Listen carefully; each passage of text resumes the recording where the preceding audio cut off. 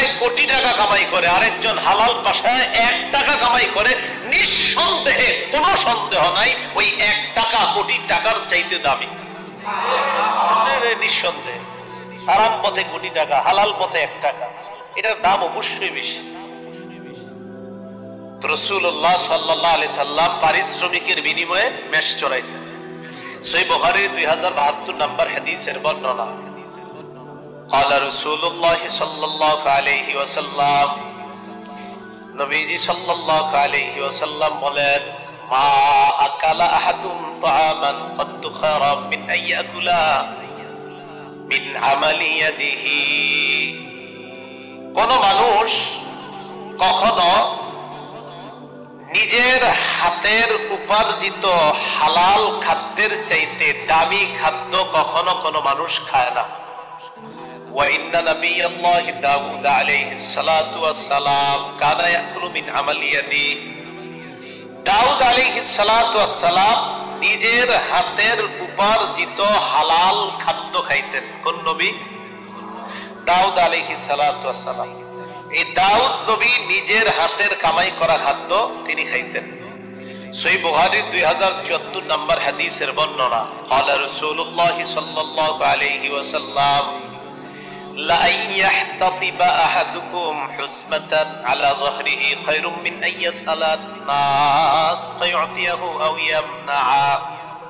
নবীজি বলেন, তোমাদের মধ্যে কোনো ব্যক্তি অন্য মানুষের কাছে যায়, যাওয়ার পর এই লোকটা তাকে দিতেও পারে, নাও দিতে পারে, দান করতেও পারে, নাও করতে পারে।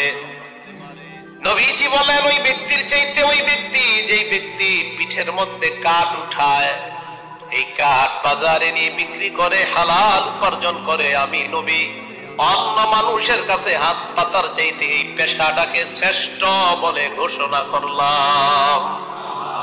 কাঠ সংগ্রহ করে বেচে, এটা ভালো। সহিহ বুখারীর 2075 নম্বর হাদিসের বর্ণনা, قال رسول الله صلى الله عليه وسلم, لا يأخذ أحدكم أحبله। এটা একটু আছে, অন্য বর্ণনা আছে, লা ইয়াখুযা আহাদুকুম আহবুলা খায়রুম মিন আইয়াসআলান নাস। তোমাদের কেউ রশি নিয়ে বনে চলে যাবা, জঙ্গলে চলে গিয়ে এই রশি দিয়ে লাকড়ি বেঁধে বাজারে নিয়ে বিক্রি করা, মানুষের কাছে হাত পাতার চাইতে এই পেশাটা আমি নবী উত্তম বলে ঘোষণা করলাম। তাহলে নিজের উপার্জিত হালাল কামাই, এটা আল্লাহ রাসূল শ্রেষ্ঠ বলে ঘোষণা করলেন। আল্লাহ আমাদেরকে হালাল পথে হালাল উপার্জন করার তৌফিক দান করেন।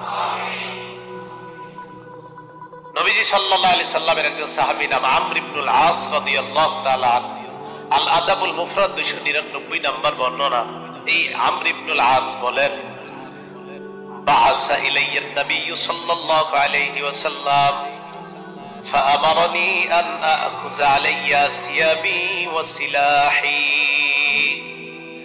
নবীজি আমার কাছে একজনকে পাঠাইলেন, ডেকে পাঠাইলেন, আমি যেন নবীজির কাছে যাই, আমি যেন আমার শরীরের মধ্যে অস্ত্রে শস্ত্রে সজ্জিত হয়ে আমি যেন আল্লাহ রাসূলের কাছে যাই, মানে মুজাহিদদের বেশ ধারণ করে যেন নবীজির কাছে যাই, এই সংবাদ আমারে পাঠাইলেন। আমার তুমি আমার কাছে আসবা, অস্ত্রে শস্ত্রে সুসজ্জিত হয়ে আমার কাছে আসবা। আমর ইবনুল আস বলেন, ফাফালতু, আমি তাই করলাম। সুম্মা আতাইতুন নবিয়্য সাল্লাল্লাহু আলাইহি ওয়াসাল্লাম ওয়া হুয়া ইয়াতাওয়াদ্দা। আমি নবীজির কাছে আসলাম এমন অবস্থায় যে নবীজি সাল্লাল্লাহু আলাইহি সাল্লাম ওযু করতেছেন। কি করতেছেন? ওযু করতেছেন। রাসূল সাল্লাল্লাহু আলাইহি সাল্লাম যখন ওযু করতেছেন, আমি নবীজির সামনে গিয়ে দাঁড়াইলাম। ফাসাআদা ইলাইয়াল বাসার, আমার দিকে এইভাবে মাথা উঠায় আল্লাহ রাসূল ভালো করে তাকাইলেন। অনেকক্ষণ, সাআদা মানে ভালোভাবে তাকানো, আমার দিকে তাকাইলেন। সুম্মা তাআ, অতঃপর নবী মাথা নিচের দিকে করলেন। মাথা নিচের দিকে করে আমাকে বললেন, ইয়া আমর, ইন্নী উরিদু আন আবআসাকা আলা জাইশিন ফায়ুগনিমুকা আল্লাহ। আমর, আমি তোমাকে এমন একটা সেনাবাহিনীর প্রধান বানাইতে চাই, আমি তোমাকে এমন এক সেনাবাহিনীর প্রধান করে জিহাদের ময়দানে পাঠাতে চাই, যে সেনাবাহিনী দলকে আল্লাহ প্রচুর গনিমতের মালিক বানাবে, তোমাকেও আল্লাহ প্রচুর গনিমত দান করবেন, সম্পদের মালিক বানায়া দিবেন। ওয়া আরগাবু লাকা মিনাল মালি সলিহা, আমি চাই তোমার যেন কিছু হালাল সম্পদ হয়ে যাক, এটা আমি চাই। আমর ইবনুল আস জবাব দিলেন, ইয়া রাসূলুল্লাহ মা আসলামতু রাগবাতান ফিল মাল, আমি সম্পদের নেশায় মুসলমান হই নাই। সুবহানাল্লাহ। ইন্নামা আসলামতু রাগবাতান ফিল ইসলাম ফাকুনু মা রাসূলিল্লাহি সাল্লাল্লাহু আলাইহি ওয়াসাল্লাম, আমি মুসলমান হয়েছি এই আশায়, ইসলামের আকর্ষণে আমি মুসলমান হয়েছি, আর আমি যেন আল্লাহ রাসূলের সাথে থাকতে পারি এই আশায় আমি মুসলমান হইলাম। আমি ইসলামের আকর্ষণে আর নবীর সাথে থাকতে পারবো এই আগ্রহ নিয়ে আমি মুসলমান হয়েছি। নবীজি সাল্লাল্লাহু আলাইহি সাল্লাম বললেন, নি'মাল মালুস সলিহু লিল মারইস সলিহ, বলেন আমার সাথে, ভালো মানুষের জন্য ভালো সম্পদ কতই না উত্তম। নবীজি বললেন, আমর তুমি একজন ভালো মানুষ, তোমার ভালো সম্পদ হয়ে যাক, ভালো মানুষের জন্য ভালো সম্পদ হওয়াটা এটা কতই না উত্তম। তুমি ভালো মানুষ, তাই আমি নবী কামনা করি তোমার জন্য হালাল কিছু সম্পদ হয়ে যাক। ভালো মানুষের হালাল সম্পদ হওয়া এটা নবী বললেন কতই না উত্তম। আল্লাহ আমাদেরকে হালাল পথে হালাল উপার্জন করার তৌফিক দান করেন। তিরমিজি শরীফের 2361 নম্বর হাদিসের বর্ণনা, নবীজি আল্লাহর কাছে দোয়া করতেন, আল্লাহুম্মা জাআল রিজকা আলি মুহাম্মাদিন কুতা, আল্লাহ আপনি মুহাম্মদ সাল্লাল্লাহু আলাইহি সাল্লামের পরিবারকে জীবন ধারণের উপযোগী এই পরিমাণ খাদ্যের ব্যবস্থা করে দেন। তাহলে হালাল খাদ্য আল্লাহর কাছে চাওয়া এটা দূষণীয় না। তিরমিজি শরীফের 2346 নম্বর হাদিসের বর্ণনা, এই হাদিসের মধ্যে আসছে রাসূলুল্লাহ সাল্লাল্লাহু আলাইহি ওয়াসাল্লাম বলেন, যার মধ্যে 3টা গুণ পাওয়া যাবে সে সুখী মানুষ। বলেন কয় গুণওয়ালা মানুষ সুখী মানুষ? 3 গুণ। ক্বালা রাসূলুল্লাহ সাল্লাল্লাহু আলাইহি ওয়াসাল্লাম, নবীজি বলেন, মান আসবাহা মিনকুম আমিনান ফি সিরবিহি, তোমাদের কারো সকাল যদি এমন অবস্থায় হয় পরিবার নিয়ে তুমি ভালো আছো, এক সকালে উঠে দেখছেন পরিবার নিয়ে আপনি খুব ভালো আছেন, 1 নাম্বার। 2 নাম্বার মুআফান ফি জাসাদিহি, শরীরটা সুস্থ আছে। 3 নাম্বার ওয়া ইনদাহু কুতু ইয়াউমিহি, একদিনের হালাল খাদ্য আছে আপনার কাছে। নবীজি বলেন, কান্নামা হিজাত লাহুদ দুনিয়া, কেমন যেন তার জন্য দুনিয়ার সব কল্যাণ জমা করা হয়েছে। নবী কয়, দুনিয়ার সব কল্যাণ তো তোমাকেই দেওয়া হয়েছে। তাহলে 7 দিনের হালাল খাদ্য যদি আপনার কাছে থাকে তা আপনি তো আরো সুখী মানুষ। 1 মাসের হালাল খাদ্য যদি থাকে তা আপনি আরো সুখী মানুষ। তো যাই হোক, জীবন ধারণের উপযোগী হালাল খাদ্য আল্লাহর কাছে চাওয়া দোষণীয় না। আল্লাহ বুঝার তৌফিক দান করেন। সহিহ বুখারীর বর্ণনা 2059 নম্বর হাদিসের বর্ণনা, ক্বালা রাসূলুল্লাহ সাল্লাল্লাহু আলাইহি ওয়াসাল্লাম, নবীজি বলেন, ইয়াতি আলান নাসি জামান লা ইউবালিল মারউ মা আখাযা মিনহু, নবীজি বলেন এমন একটা সময় আসবে যেই সময় মানুষ পরোয়া করবে না সে কোত্থেকে কামাই করতেছে, এটা সে পরোয়াই করবে না। আমিনাল হালালি আমিনাল হারাম, সে কি হালাল কামাই করতেছে নাকি হারাম থেকে কামাই করতেছে, হালাল পন্থায় কামাই করতেছে না হারাম পন্থায়, হালাল কোন জিনিস থেকে তার কামাই আসতেছে পকেটে না হারাম জিনিস থেকে তার কামাই আসতেছে, মানুষ এটা পরোয়াই করবে না। টাকা আসলেই হলো, হোক সেটা হালাল হোক সেটা হারাম। নবীজি বলেন মানুষ পরোয়াই করবে না, এমন একটা সময় আসবে। নবীজি বলছে আসবে, আপনারা বলেন তো আসবে, অপেক্ষায় থাকবো। রাসূল সাল্লাল্লাহু আলাইহি সাল্লাম বললেন এমন একটা সময় আসবে যখন মানুষ পরোয়া করবে না সে কি হালাল থেকে কামাই করলো না হারাম জিনিস হারাম খাত থেকে কামাই করলো, এটা সে পরোয়া করবে না। ভাই, এজন্য আমার আপনার উপার্জনটা হালাল পথে হচ্ছে কিনা এই ব্যাপারে খুব সতর্ক থাকা। আপনি আজকে মারা যাবেন, কালকে একদিন, নিঃসন্দেহে আপনার কালকে একদিন হয়ে যাবে। সহিহ বুখারীর 6438 নম্বর হাদিসের বর্ণনা, নবীজি বলেন, লাউ আন্না ইবনা আদামা উতিয়া মালআন মিন যাহাব। নবীজি সাল্লাল্লাহু আলাইহি সাল্লাম বলেন লা আন্না ইবনা আদম উতিয়া ওয়াদিয়ান মালআম মিন যাহাব, বনি আদমকে যদি একটা উপত্যকা পরিমাণ স্বর্ণ দেওয়া হয়, উপত্যকা একটা এলাকা, যে এলাকায় গাছপালা ঘর বাড়ি কিচ্ছু নাই, শুধু স্বর্ণ, কি আছে? এই পুরা একটা উপত্যকা পরিমাণ স্বর্ণ যদি বনি আদমকে দেওয়া হয়, লা হাব্বা ইলাইহি সানিয়া, সে বলবে আমার দ্বিতীয়টা লাগবে। নবীজি বলেন ওয়ালাউ উতিয়া সানিয়া, যদি দ্বিতীয়টা দেওয়া হয়, লা হাব্বা ইলাইহি সালিসা, সে বলবে আমার তৃতীয়টা লাগবে। নবীজি বলেন লা ইয়াসুদ্দু জাওফা ইবনি আদম ইল্লা তুরাব, আদম সন্তানের পেট স্বর্ণ রূপা ভরবে না, কবরে দাফন করে দিবা, মাটি তার পেট ভরে দিবে। কি সুন্দর দৃষ্টান্ত দিলেন, কবরে দাফন করো, এই মাটি তার পেট ভরে। বললেন মানুষের আশা তার জীবনের ধারণ ক্ষমতারও বাইরে, তার জীবন শেষ হয়ে যায়, আশাগুলা থেকে যায়। আর বুখারী আরেক বর্ণনা জানলাম, তাকে যত দিবা সে বলবে আরো লাগবে, মাটি তার পেট ভরতে পারবে, স্বর্ণ রূপা তার পেট ভরতে পারবে না। তো আমি যে বিষয়টা বুঝাইতে চাই, আমার আপনার জীবনটা যতক্ষণ আছে, এটা হালাল পথে উপার্জন, হালাল খাদ্য যেন আমার আপনার পেটে ঢুকাইতে পারি এবং হালাল পথে যেন আমাদের ব্যয়টা করতে পারি। তিরমিজি শরীফের 2416 নম্বর হাদিসের বর্ণনা, ক্বালা রাসূলুল্লাহ সাল্লাল্লাহু আলাইহি ওয়াসাল্লাম, নবীজি বলেন লা তাজুলু কদামা ইবনি আদম হাত্তা ইউসআলা আন খামসিন, কিয়ামতের ময়দানে আদম সন্তানের দুই পা নড়বে না 5 প্রশ্ন করার আগে। 1 নাম্বার আন উমরিহি ফিমা আফনা, জীবন সম্পর্কে প্রশ্ন করা হবে, জীবন কোন কাজে কাটিয়েছি আমরা। 2 নাম্বার ওয়া আন শাবাবিহি ফিমা আবলা, যৌবন সম্পর্কে প্রশ্ন করা হবে, যৌবন কোন কাজে কাটিয়েছি।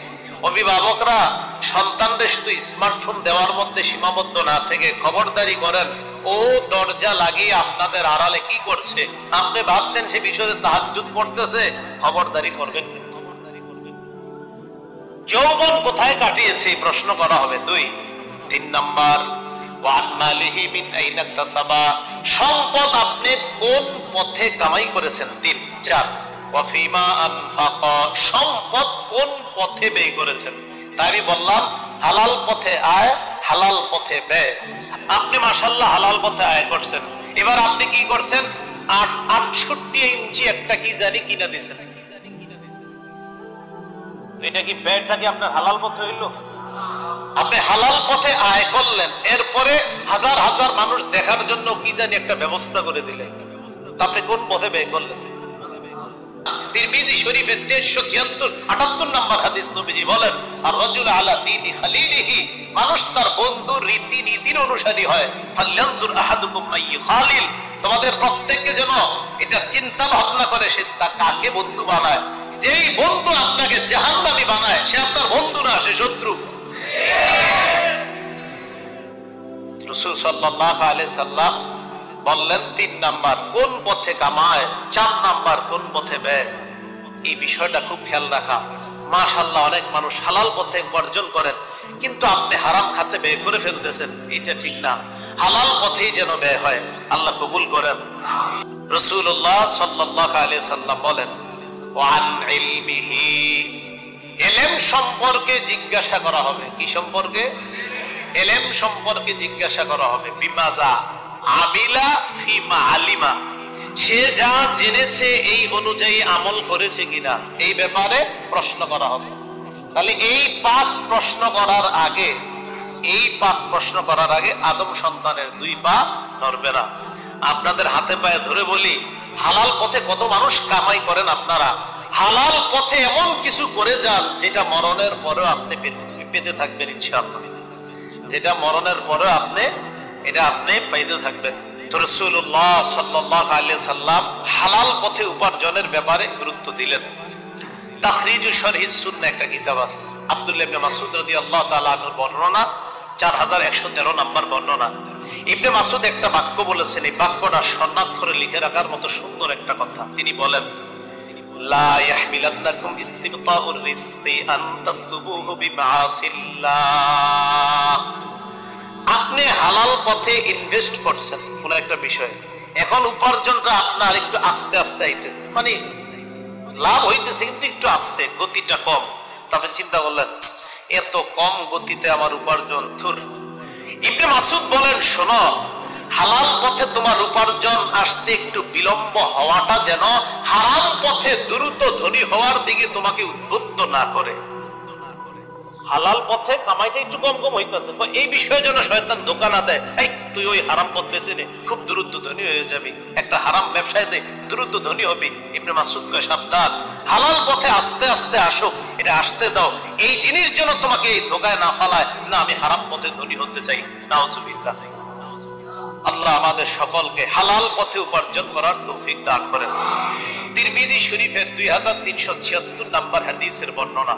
হাদিসটা সবাই মন দিয়ে শুনি।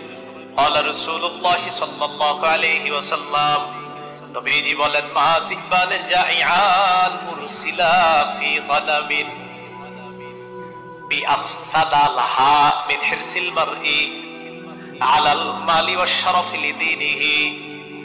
20টা ছাগলের পালের মধ্যে 2টা ক্ষুধার্ত বাঘ ছেড়ে দিয়েছেন।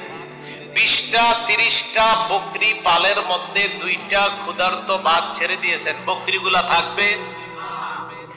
নবীজি বলেন, এই 2টা ক্ষুধার্ত বাঘ বকরির জন্য যেমন ক্ষতিকারক, শোনো, কোন মানুষের অবৈধ পন্থায় সম্পদের লোভ আর মর্যাদার লোভ ওই বকরির জন্য বাঘ যেমন ক্ষতিকারক, সম্পদের লোভ আর মর্যাদার লোভ তার ধর্মের জন্য তার চাইতে বেশি ক্ষতিকারক। বাঘ যেমন বকরির জন্য ক্ষতিকারক, এর চাইতে বেশি ক্ষতিকারক। অবৈধ পন্থায় যদি আমি সম্পদ কামাই করতে চাই, অবৈধ পন্থায় যদি আমি আপনার পদমর্যাদা চাই, নবীজি বলেন ওই ক্ষুধার্ত বাঘের চাইতেও তোমার ধর্মের জন্য তোমার এই লোভ আরো বেশি খারাপ। মানুষের বয়স বাড়তে থাকে, জানেন 2 ক্ষেত্রে মানুষের এই কলবটা যুবক হতে থাকে। বলেন, মানুষের বয়স বাড়ার সাথে সাথে কলব কয় ক্ষেত্রে যুবক হয়? আরে হ্যাঁ, নবীজি বলছেন, সহিহ বুখারী 6420 নম্বর হাদিস, রাসূল সাল্লাল্লাহু আলাইহি সাল্লাম বলেন, লা ইয়াজালু কলবুল কাবীরি শাবান ফি সাতাইন। কয় মানুষের কলব, বুড়া মানুষ যারা, লা ইয়াজালু কলবুল কাবীর, বৃদ্ধ মানুষদের অন্তর 2 ক্ষেত্রে খালি যুবক হয়। কয় ক্ষেত্রে যুবক হয়? ফি হুব্বিল মাল, 1 নাম্বার সম্পদের ভালোবাসায় যুবক হইতে থাকে, সম্পদের ভালোবাসায় যুবক হইতে থাকে। 2 নাম্বার তুলিল আমাল, লম্বা আশা, খুব আশা, অনেক বেশি আশা। নবীজি বলেন, মানুষ বুড়া হয় সম্পদের লোভ আর দীর্ঘ আশার ক্ষেত্রে মানুষের অন্তর যুবক হতে থাকে। রাসূলুল্লাহ সাল্লাল্লাহু আলাইহি সাল্লাম, যাই হোক, সম্পদের লোভ খারাপ না, তবে সেটা হালাল পথে হওয়া। কি পথে হওয়া? বলেন, সম্পদের লোভ কি পথে হওয়া? হালাল পথে। এটা হালাল পথে হতে হবে। আপনার জীবনের টার্গেট থাকতে হবে, আমি 4 আনা কামাই, হালাল পথে। আমি 1 কোটি কামাবো, হালাল পথে। আমি 1000 কোটি টাকার মালিক হব, হালাল পথে। আমি 4 আনা পয়সার মালিক হব না, হারাম। কথা কি বুঝে আসছে? তো রাসূল সাল্লাল্লাহু আলাইহি সাল্লামের সাহাবী আবু বকর সিদ্দিক রাদিয়াল্লাহু তাআলা, বুখারীর 3842 নম্বর হাদিসের বর্ণনা। আবু বকর সিদ্দিক রাদিয়াল্লাহু তাআলা আনহুর একজন গোলাম ছিলেন, আম্মাজান আয়েশা সিদ্দিকার বর্ণনা। এই গোলাম একদিন আবু বকর সিদ্দিক রাদিয়াল্লাহু তাআলা আনহুর জন্য খাদ্য আনছে। কি আনছে? খাদ্য আনার পর আবু বকর সিদ্দিকের নিচে খাদ্য। তো আবু বকর সিদ্দিক রাদিয়াল্লাহু তাআলা আনহু খাইছে। খাওয়ার পর কয়, আতাদরি মা হাযা, আপনি কি জানেন কি খাইলেন? কয়, কি খাইছি? কয়, কুনতু তাকাখানতু ফিল জাহিলিয়া, আমি মূর্খতার যুগে মানুষের ভাগ্য গণনা করতাম। ভাগ্য গণনা বুঝেন? বিভিন্ন ওভারব্রিজের নিচে দেখবেন বসে থাকে, ভাগ্য গণনা করে। তা আমি মানুষের ভাগ্য গণনা করতাম। জাহিলি যুগে একজনের ভাগ্য গণনা করছি। মনে করেন একজনেরটা লাইগা যায় হয়তো, তো যারটা লাইগা যায় ও কি করে আরো 10,000 লোকরে আনে, আরো অনেক লোক গিয়ে আমার যা বলছে হয়ে গেছে। তো একজনের কারণে আরো হাজার হাজার মানুষ ধোঁকা খায়। সাবধান, এদের কাছে যাবেন না, এদের কাছে যাবেন না। আল্লাহ আপনার আমল কিন্তু কবুল করবে না। এই ভাগ্য গণনা বিশ্বাস করবেন, একদম ঈমান চলে যাবে। রাসূল সাল্লাল্লাহু আলাইহি সাল্লাম বলছেন, মান আতা আররাফান আও কাহিনান ফাকাদ কাফারা বিমা উনজিলা আলা মুহাম্মাদিন সাল্লাল্লাহু আলাইহি ওয়াসাল্লাম। ভাগ্য গণনাকারীদের কাছে যে যায় আর তার কথা বিশ্বাস করে, সে আল্লাহর নবীর উপর যা নাজিল করা হয়েছে এগুলাকে সে অবিশ্বাস করছে। যারা ভাগ্য গণনা বিশ্বাস করে, আমি নবীর উপর যা নাজিল হয়েছে সেগুলো অবিশ্বাস করতেছে। তো রাসূল সাল্লাল্লাহু আলাইহি সাল্লামের সাহাবী আবু বকর সিদ্দিক কয়, তারপর আজকে ওই লোকটার সাথে আমার দেখা হয়েছে, উনি পারিশ্রমিক দিছে, ওই পারিশ্রমিক আপনার কাছে আনছি, খাদ্য এটা আপনি খাইলেন। ফাআদখালা ইয়াদা, হাত ঢুকাইছে মুখের ভিতরে, ফাকাআ কুল্লা শাইইন ফি বাতনি, মুখের ভিতরে হাত ঢুকায়া পেটে যা ছিল সব বমি কইরা ফালায় ফেলছে।